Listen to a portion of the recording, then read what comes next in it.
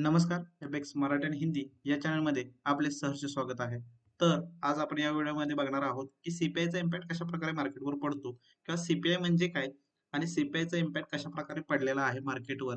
कारण की काल सीपीआय होता, आज जेपीवायचा सीपीआय होता. बघू शकता हा इम्पॅक्ट पडलेला आहे. तो कुठे चेक करायचा? तर forexfactory.com वर तुम्ही चेक करू शकता.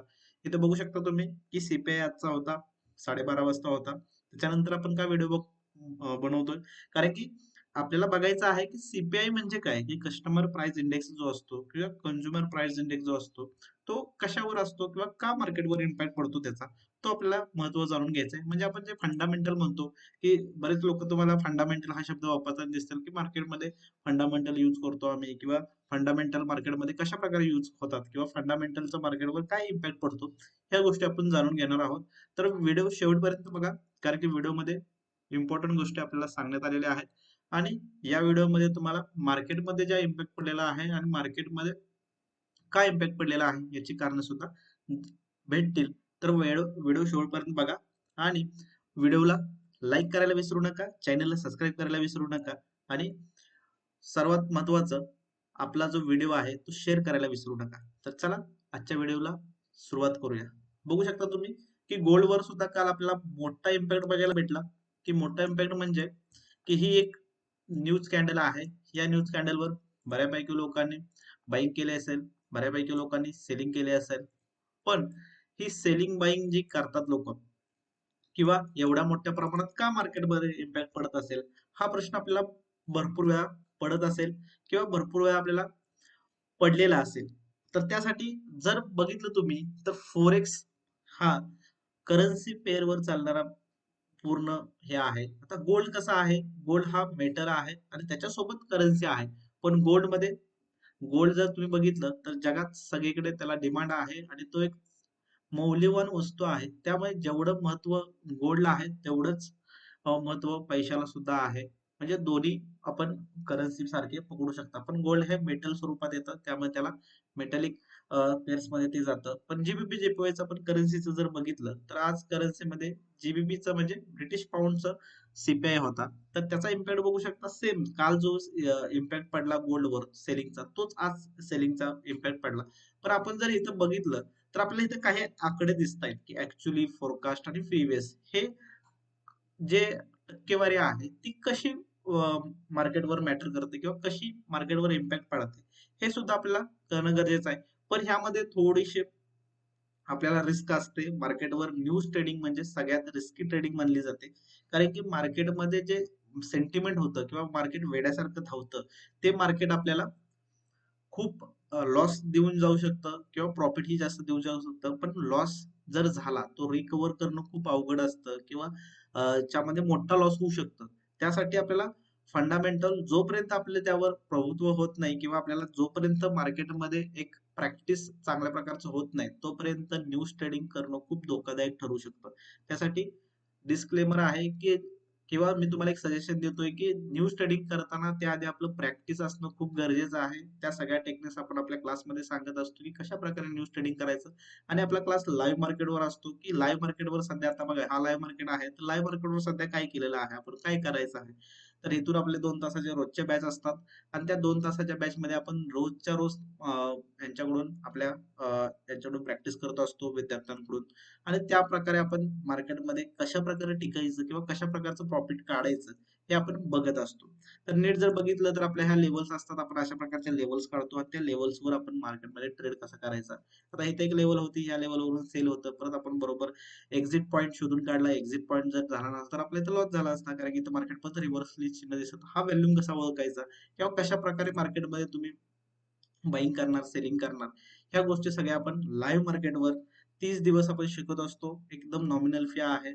7,000 मध्ये आपण हा क्लास घेत असतो आणि तुम्हाला सगळ्या डिटेल्स अजून व्हॉट्सअप नंबरवर लिहून येत असेल, त्या व्हॉट्सअप नंबरवर आपण सगळ्या डिटेल्स तुम्हाला दिल्या जातात आणि चांगल्या प्रकारचं आपल्याला एक लाईव्ह मार्केटवर क्लास 1 मंथ साठी आपण घेत असतो.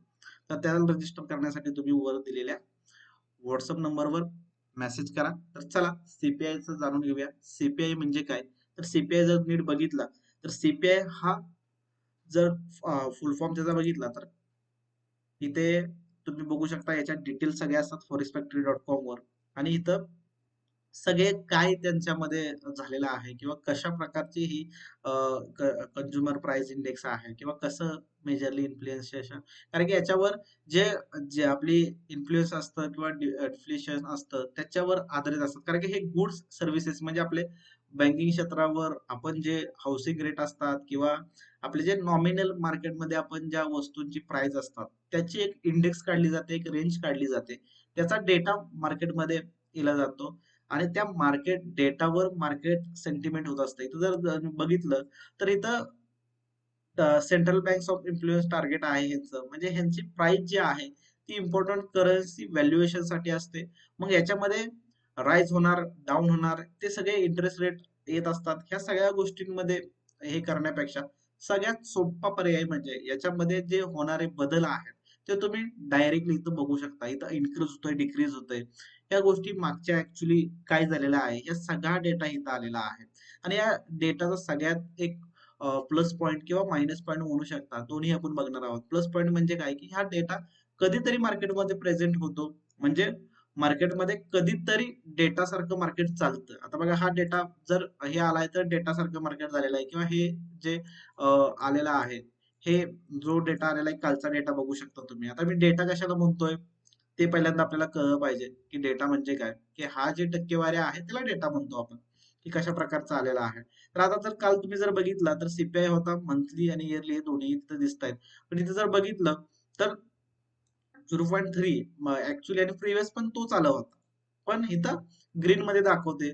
म्हणजे ह्या ज्या गोष्टी सगळ्या आहेत त्या मागच्या वेळेस काय होत्या त्या बघायच्या आहेत. म्हणजे 11 जानेवारीला काय होत्या आणि आत्ता काय आलेल्या आहेत.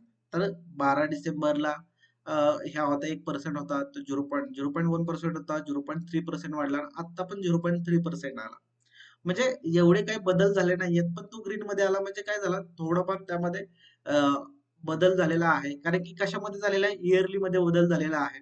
जर तुम्ही नीट बघितलं तर इयरली मध्ये बदल झालेला आहे आणि कोर सीपीआय मध्ये पण थोडाफार बदल झालेला आहे.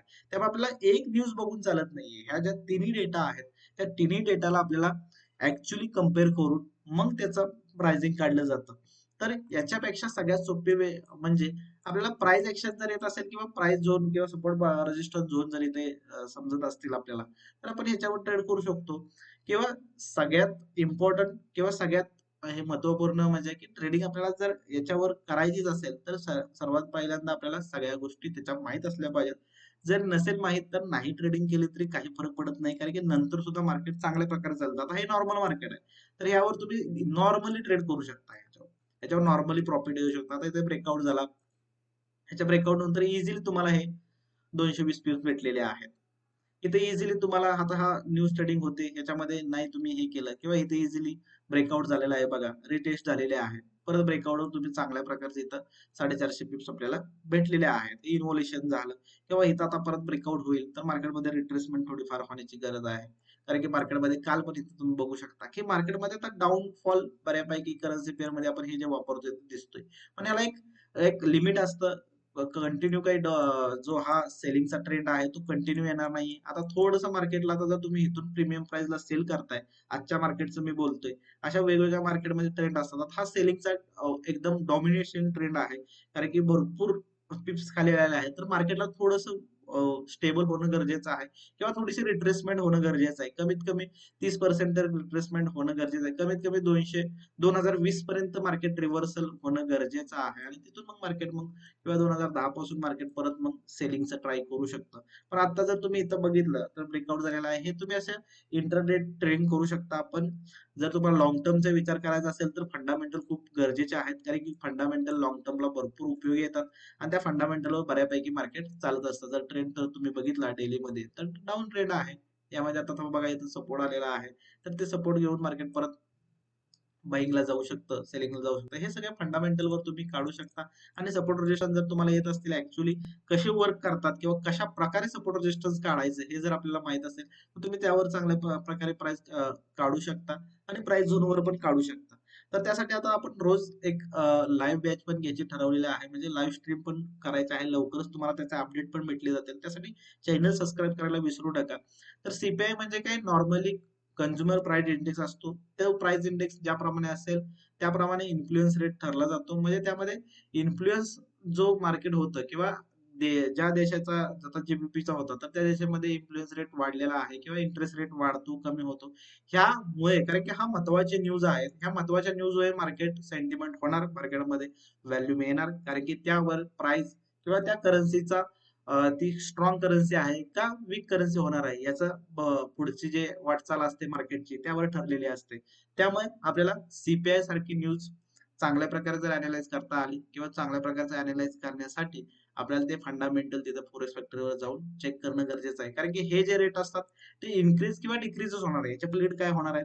पण कशा प्रकारे इन्क्रीज डिक्रीज होणार हे बघणं गरजेचं आहे. त्या हिस्ट्रिकल डाटा बघणं गरजेचं आहे की कसा ट्रेंड चाललेला आहे. आता बघा याचा अप ट्रेंड होता म्हणजे हा डेटा आहे 3.7 3.7 परत डाऊन ट्रेंडला आला आणि परत पुढं अप ट्रेंडला जातोय. तर हा डेटा कशा प्रकारे रिलीज होतोय किंवा हा पूर्ण डेटामध्ये जर तुम्ही बघितलं तर इथं फोरकास्ट ही गोष्ट ही फॉरेस्ट सेक्टरची असते ह्याच्यावर न लक्ष देता फक्त ऍक्च्युअली आणि प्रिव्हियस मध्ये हे करायचं आहे. आणि ज्या ह्या डिटेल्स दिलेल्या आहेत इथं याच्यावर तुम्ही हे करू शकता. इथं कशा प्रकारे मार्केट हे होऊ शकतं हे सगळ्या गोष्टी इथं दिलेल्या आहेत त्या तुम्ही एकदा वाचून घेऊन तुमच्या इथं हे करू शकता. आणि सर्वात महत्वाचं म्हणजे मार्केटमध्ये काय परिस्थिती चालू आहे. आता मार्केटमध्ये कालची एक एकदम सोपी न्यूज होते. बऱ्याच लोकांना मी सांगितलं की मार्केटमध्ये एवढं चांगलं बाईंग आलेलं आहे म्हटल्यानंतर न्यूज ट्रेडिंग वाल्याला एकदम सोपं ट्रेड आहे आणि सेलिंगला जाणार ह्या गोष्टी सगळ्या तिथं दिसत होत्या. कारण की न्यूजच्या वेळेस मार्केटमध्ये जो बायर्स होते त्या बायर्सला अवेलेबल बायर्सच होते म्हणल्यानंतर मार्केट हे सेलिंगला येण्यासाठी जास्त ट्राय करणार होतं. आणि ज्यावेळेस मार्केटमध्ये अवेलेबिलिटी जास्त असते म्हणजे अवेलेबल जे लोक असतात त्यांना त्यांच्या विरुद्ध ट्रेड करायचा बँका ट्राय करतात किंवा इन्स्टिट्यूट ट्राय करतात. आणि तीच गोष्ट तुम्हाला काल बघायला भेटली. आज पण तुम्ही बघू शकता की काल जे मार्केटने बाईंग केलं त्याला आज पूर्ण डिमोनेशन म्हणजे डॉमिनेट करण्याचा प्रयत्न या न्यूज मध्ये झाला. कारण की काल बायर्स होते, आज पण मार्केटने बाईंग करायचा ट्राय केला पण मार्केटमध्ये न्यूज असल्यामुळे ह्या बँका आणि इन्स्टिट्यूट जर इथं सेलिंग असतं तर बँकांनी जास्त ट्राय केलं असतं बाईंग करायचं. हे स्ट्रक्चर आहे मार्केटचं एक. हे स्ट्रक्चर आपल्याला माहित पाहिजे. इथं जर तुम्ही बघितलं तर तशा प्रकारचे सगळे स्ट्रक्चर आपल्याला माहित पाहिजे. तेच आपण स्ट्रक्चर मार्केटमध्ये शिकवत असतो. आता इथं बघा ब्रेकआउट झाल्यानंतर चांगल्या प्रकारचं मार्केटमध्ये सेलिंग येणार आहे हे आपल्याला माहित आहे. कारण की मार्केट मागे जर तुम्ही बघितलं मार्केटमध्ये क्लीन रेंज आहे. मागे जर बघितलं मागे पण एक बाईंगची चांगली रेंज आलेली आहे त्याला डिमोट हे केलं डॉमिनेट केलं आणि मार्केट परत 1979 पर्यंत येण्याचा ट्राय करत आहे. तर अशा प्रकारचे हे साधे साधे हे आहेत. पण याच्यामध्ये तुम्ही जर आता इथं सेलिंगला प्रीमियम प्राइसला सेलिंगला करायला गेला तर इथे जास्त प्रॉफिट नाहीये. आता थोडीशी रिट्रेसमेंट आणि मार्केटला स्टेबल झाल्यानंतर मग तुम्ही एक चांगले लॉंग टर्मला एंट्री घेऊ शकता सेलिंग बाईंग. पण आता ज्या गोष्टी आहेत त्या तुम्हाला अनालिसिस व्हिडिओमध्ये पण बऱ्याच गोष्टी तुम्हाला बघायला भेटतील. त्यासाठी मार्केटमध्ये जर तुम्हाला टिकायचं असेल तर अशा प्रकारचं अनालिसिस करणं गरजेचं आहे. कारण की ह्या फक्त बेसिक गोष्टी होत्या. सगळ्या गोष्टी आपण आता लाईव्ह ज्यावेळेस चालू होईल त्यावेळेस तुम्हाला सगळ्या गोष्टी एक चांगल्या पद्धतीने समजून सांगेल. आणि तुम्हाला जर क्लास जॉईन करायचा असेल तर वर दिलेल्या व्हॉट्सअप नंबरवर तुम्ही मेसेज करू शकता. तर आजच्या व्हिडिओमध्ये एवढंच. भेटूया एका नवीन व्हिडिओमध्ये. थँक्यू. धन्यवाद.